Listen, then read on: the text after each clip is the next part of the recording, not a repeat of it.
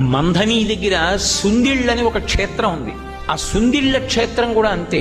నరసింహస్వామి, యోగ నరసింహస్వామి. అసలు ఆ క్షేత్రానికి బయలుదేరితే బాహ్యాంతర శౌచములు లేకపోతే అసలు ఆ ఊరికి వెళ్ళనివ్వడు. దారి తప్పిపోతుంది కారు, ఇంకోవైపుకి వెళ్ళిపోతుంది. ఆ ఊళ్ళో ఉన్న వాళ్ళు కూడా తీసుకెళ్లలేరు. నాతో స్వయంగా అక్కడ వేద పండితులు చెప్పారు, ఆ ఊరు వెళ్ళలేం, దారి మర్చిపోయి ఎటో వెళ్ళిపోతుంది కారు. ఒకవేళ వెళ్ళినా ఆ దేవాలయం రాజద్వారం దాటి అడుగు లోపలికి పెట్టలేరుట, స్పృహ తప్పి పడిపోతారు. ఆయన అనుగ్రహము ఉంటేనే లోపలికి వెళ్ళడం. నేను ఆ క్షేత్రానికి వెడతాను అని అడిగినప్పుడు కూడా నన్ను తీసుకెళ్లినటువంటి వేద పండితుడు ఏం చెప్పారంటే, అయ్యా ఇత పూర్వం ఒకసారి నేను ఒకళ్ళని తీసుకెళ్లబోయి దారి తప్పిపోయాను, నాకే గుర్తులేదు ఆ ఊరేమిటో. ఆ ఊరికి ఆ ప్రభావం ఉందండి.